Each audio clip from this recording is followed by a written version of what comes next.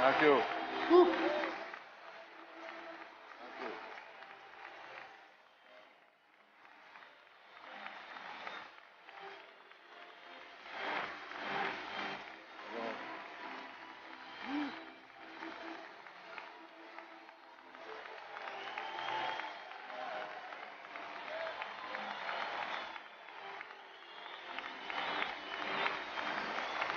Thank you.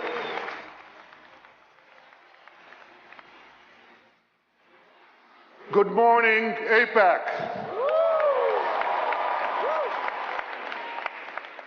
It's always great to be here. But as I told President Trump yesterday, it's especially great to be in America's capital. Thank you. Thank you. Thank you.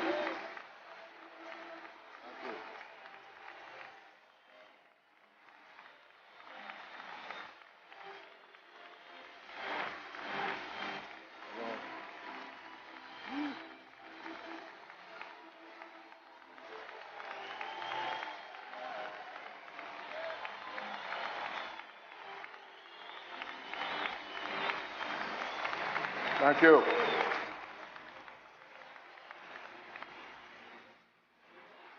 Good morning, AIPAC.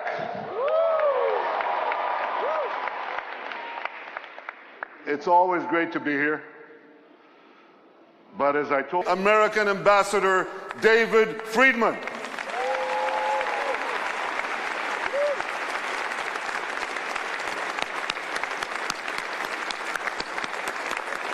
David, thank you for that terrific job that you're doing.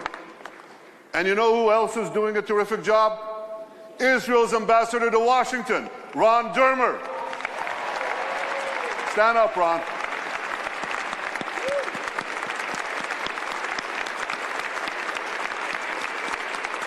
Thank you for the terrific job you're doing. I want to thank Mort Friedman, Lillian Pincus. Lillian, you don't have to remind them how far back we go together. Howard Core, AIPAC's nuclear core. Everyone at AIPAC, I want to thank all of you for the work you're doing to strengthen the remarkable alliance between our two countries. Thank you.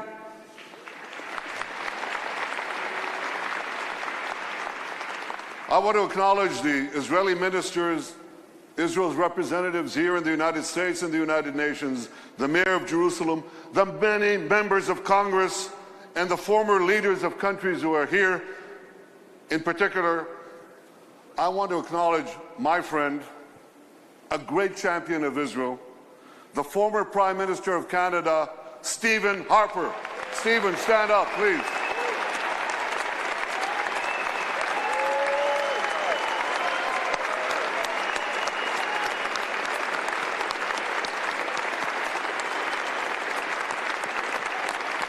Stephen, we never forget our friends, and you were a tremendous friend, and still are. And finally, I want to thank the 4,000 students who are here with us today.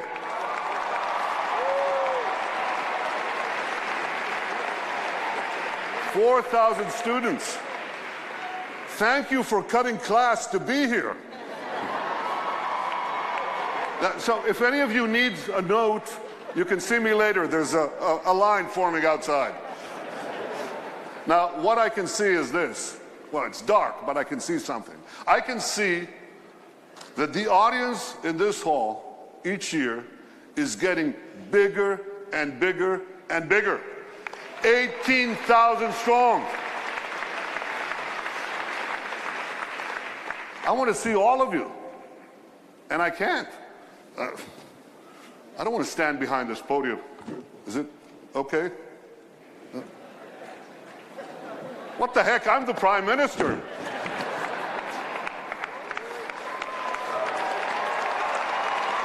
Thank you. Right. Yeah. Great. Good to see you. Thank you. I'll get there too. Don't worry. Great to see you.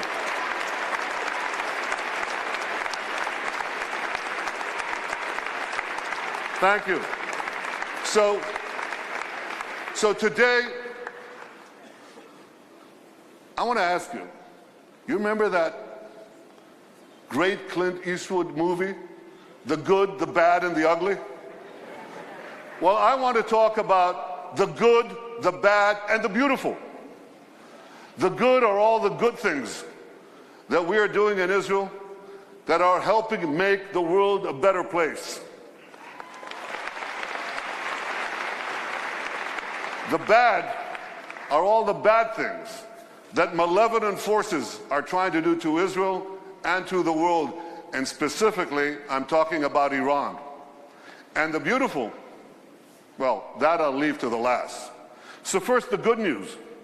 Israel has never been stronger militarily. Tremendously strong.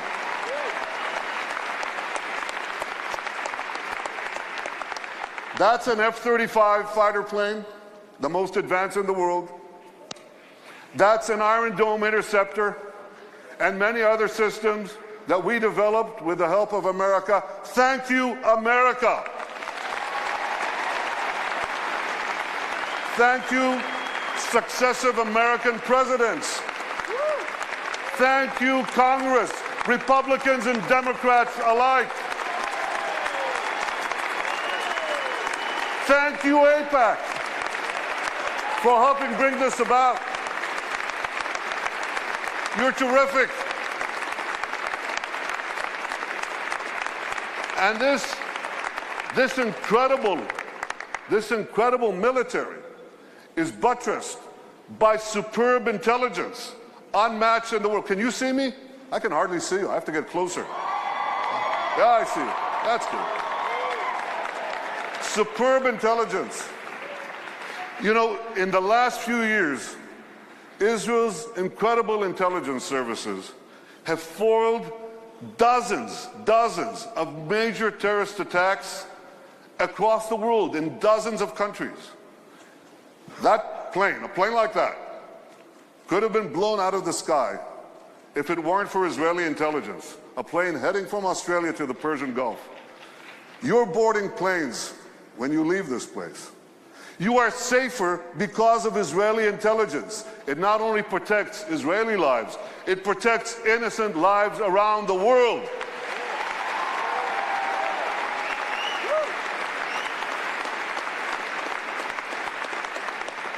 And we're able to do all this because of the extraordinary soldiers of the Israel Defense Forces, men and women.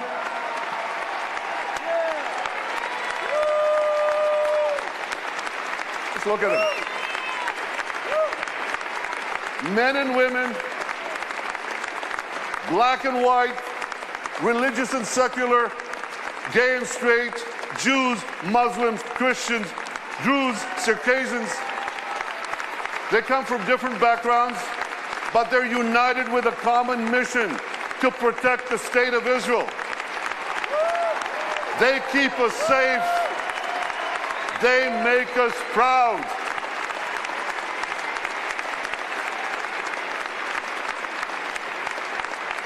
Thank you. Now I know there are quite a few veterans of the Israeli army here, so I want you to stand up. I want you to be recognized. Stand up. Stand up.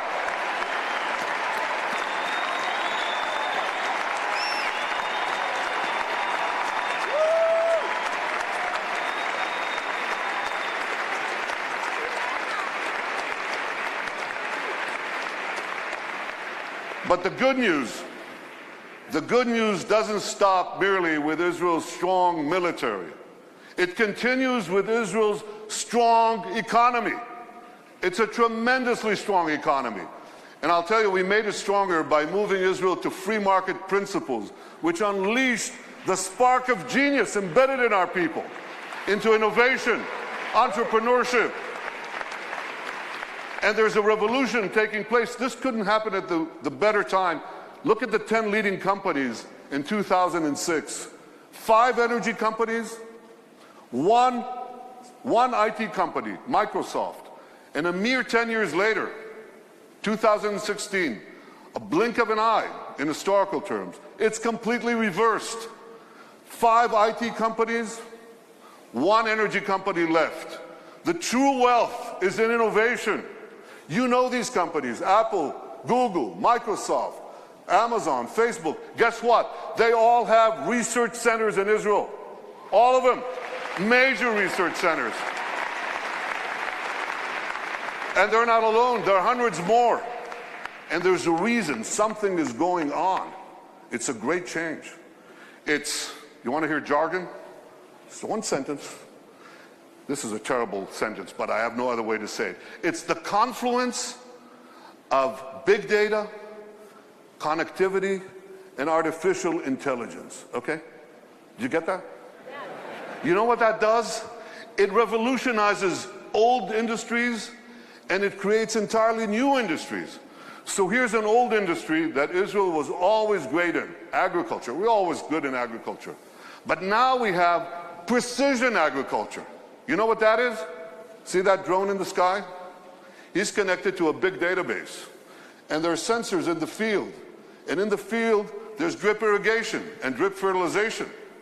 And now we can target, with this technology, the water that we give, the fertilizer that we give, down to the individual plant that needs it. That's precision agriculture. That's Israel.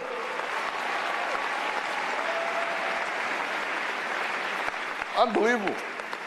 You know, we were always good in water. I want you to see how good we are. So we recycle almost 90% of our wastewater. The next country with less than 20% is Spain. You can see how Israel, what it does for water, what it does for the environment. So when you take these two things, agriculture and water, and the other technologies that we apply in both, we can change the world. We are.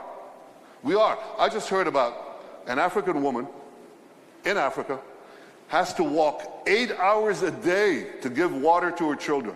4 hours one way to a well, 4 hours back. And a young Israeli company brought in this technology that improves on Moses. Remember Moses? He brought water from Iraq. They bring water from thin air. They bring water to Africa, to millions of people in Africa. Israeli technology. And I was just recently in India. That's my friend, Prime Minister Narendra Modi. Great friend. I'm showing him cherry tomatoes. This is in Gujarat, India. This is Israeli technology. And what I heard there was fantastic. Farmers came from the region. There's an experimental farm there and a place where Israel gives technology know-how to Indian farmers. 65% of India's population are farmers. And one farmer after the other gets up and says, because of Israeli technology, I've increased my crop yields and my income 3 times, 4 times, 5 times. Israel is changing the world in India, in Asia, in Africa, in Latin America, everywhere. These are the old industries. Now there are new industries. Israel is literally, how can I say this? Israel is literally driving the world. I'm talking about autonomous vehicles. Israel is a world leader in autonomous vehicles. 500 tech companies that sprang out almost instantaneously. And one of them, Mobileye, up there on the left, was just sold to Intel for the paltry sum of $15 billion. But the interesting thing is that Intel said to them, here are the keys to our 30 worldwide autonomous vehicle businesses. You run it. Israeli technology is driving the world. And one last industry, there are many more, but one more that you're all familiar with. You have bank accounts? You should. Okay. Well, you don't want anyone hacking into them, right?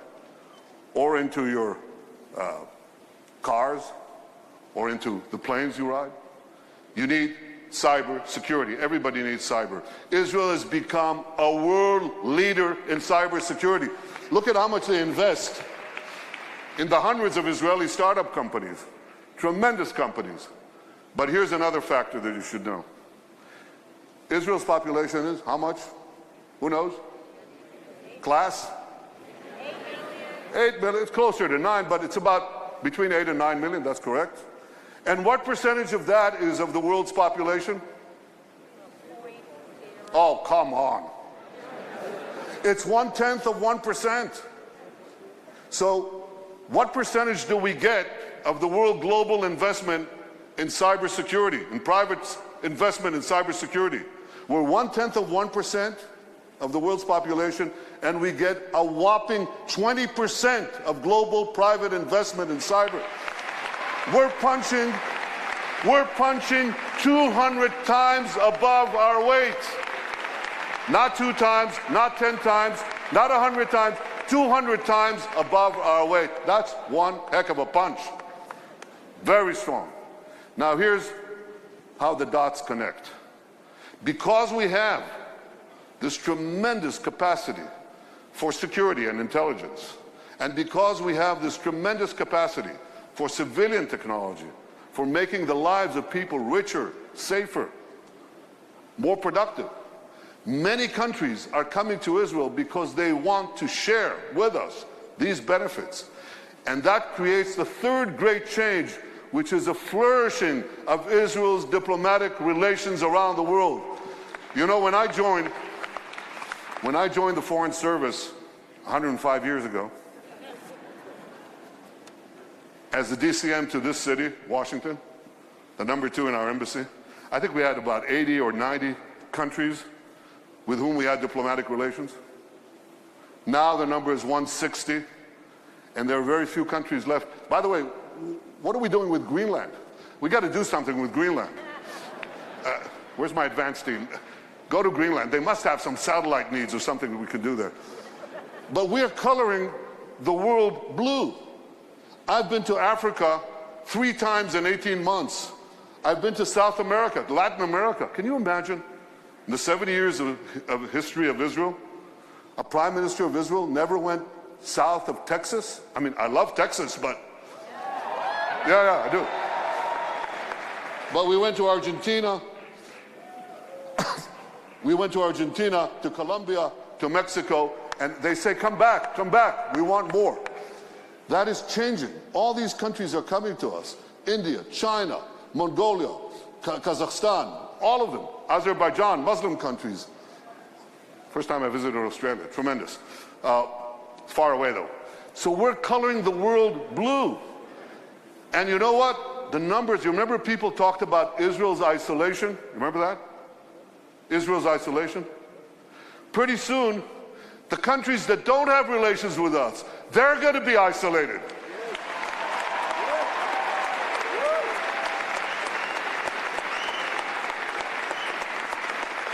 There are those who talk about boycotting Israel. We'll boycott them.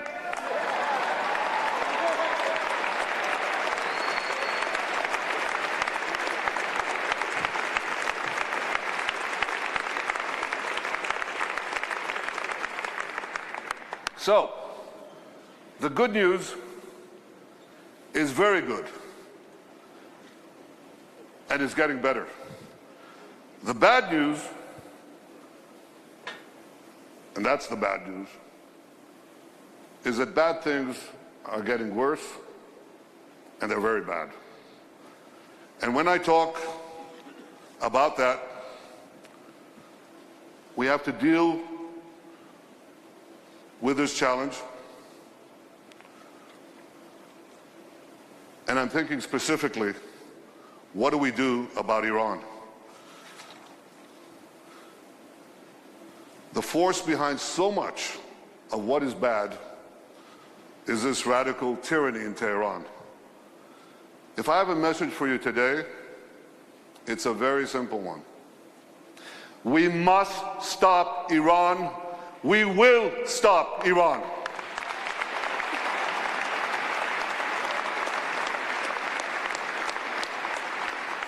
When I last spoke here, I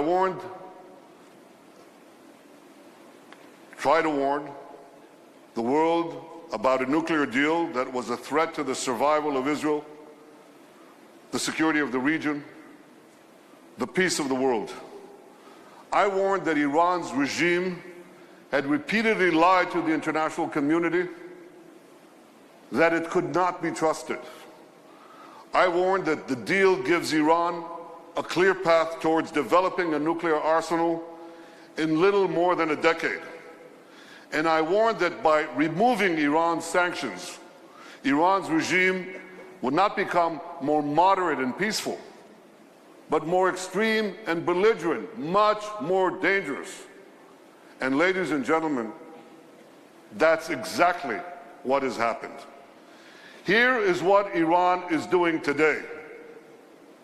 Can you enlarge that? No? Can you see that? Yeah, okay.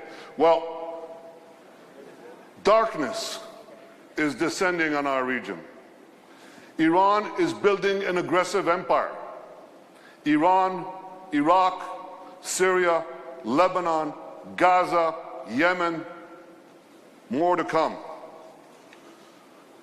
Now Iran is seeking to build permanent military bases in Syria, seeking to create a land bridge from Tartus, from Tehran to Tartus on the Mediterranean, and in addition to moving its army, its air force, its navy to Syria to be able to attack Israel from closer hand, it's also seeking to develop, to build precision-guided missile factories in Syria and Lebanon against Israel. I will not let that happen. We will not let that happen.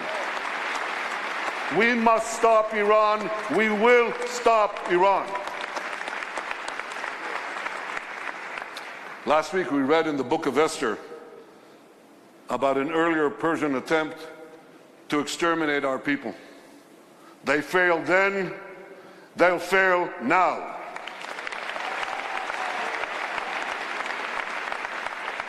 We will never let Iran develop nuclear weapons. Not now, not in 10 years, not ever.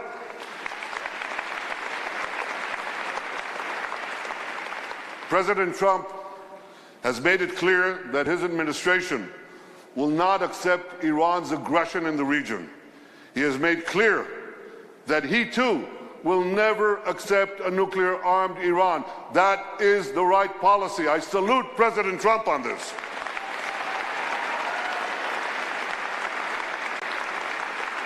And the President has also made it clear that if the fatal flaws of the nuclear deal are not fixed, he will walk away from the deal and restore sanctions.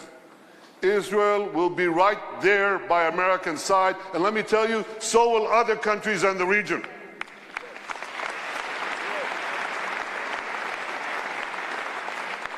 As we counter Iran's aggression, we should always remember the brave people of Iran. Their suffering, their hopes, their courage. Women are jailed for removing their hijabs. Students are tortured and shot for advocating freedom. We stand with those in Iran who stand for freedom.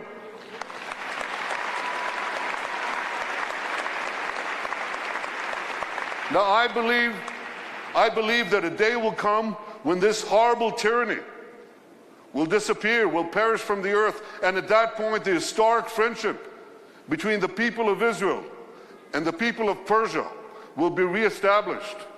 Today we have Haman, Haman. Tomorrow we'll have Cyrus. And friendship and peace. My friends, as we work together to confront the bad, there's also potential to advance the good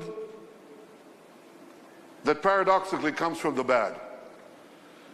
Because most of the state in our region they know very well, believe me, that Israel is not their enemy, but their indispensable ally in confronting our common challenges and seizing our common opportunities. This is true for Egypt and Jordan, Israel's longtime peace partners, but it's also true for many other Arab countries in the Middle East. Israel remains committed to achieving peace with all our neighbors, including the Palestinians. President Trump has made it clear that he is committed to peace. I have made it clear that I'm committed to peace. We appreciate the efforts of President Trump's superb team, Jared Kushner, Jason Greenblatt, and Ambassador David Friedman. Thank you all. Thank you all for your hard work for peace. But to get peace, President Abbas has to embrace peace and to stop supporting terror. Raise your hands high if you agree with me that President Abbas should stop paying terrorists who murder Jews.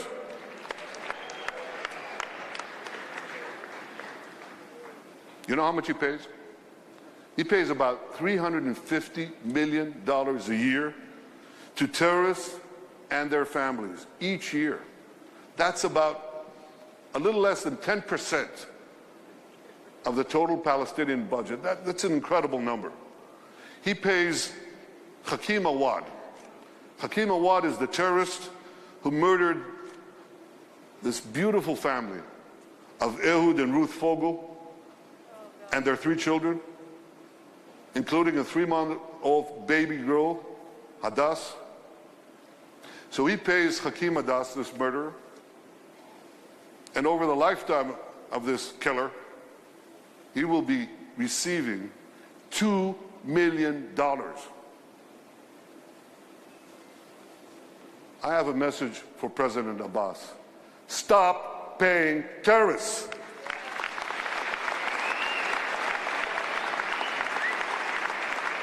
Because what message does this send to Palestinian children? It says, murder Jews and get rich. And I believe President Abbas should find better use for this money to build roads, schools, hospitals, factories. Build life. Don't pay death. Invest in life. Invest in peace.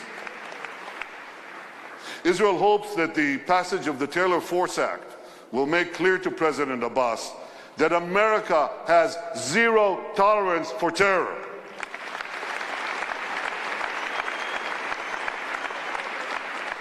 Ladies and gentlemen, I've spoken about the good and the bad. There's plenty of both. But I want to end with a few words about the beautiful.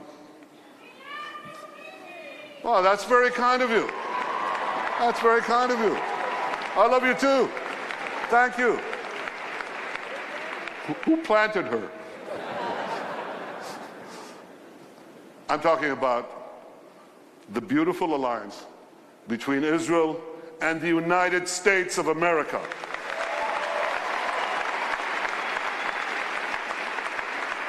I'm talking about the beautiful alliance that has brought all of you here to Washington, the beautiful alliance that you work day in and day out to make stronger and to make better.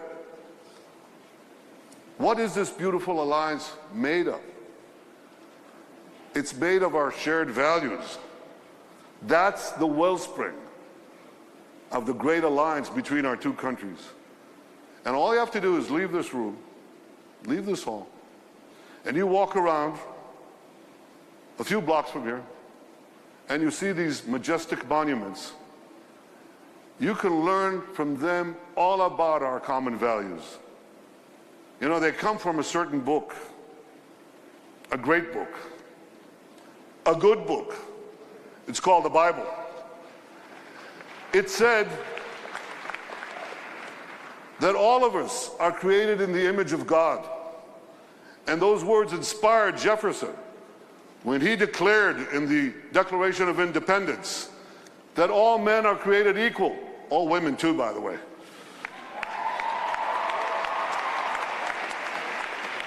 And that book inspired Abraham Lincoln in the darkest days of America's Civil War.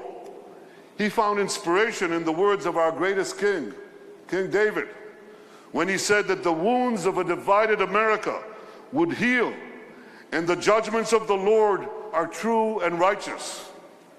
Just as the stirring words of the prophet Amos inspired the great Martin Luther King when he stood before the Lincoln Memorial and promised to carry on his struggle until justice runs down like water and righteousness like a mighty stream. These values are an inseparable part of America's story. They're an inseparable part of Israel's story. And today, together, we are writing a new chapter in our common story, a story of freedom, of justice, of peace, of hope. And it is because we're inspired by the same ideas, because we're animated by the same values, that America and Israel have forged an internal bond that can never, ever be broken. Thank you, AIPAC. God bless Israel, God bless America, and God bless the Israel-America alliance. Thank you all. Thank you.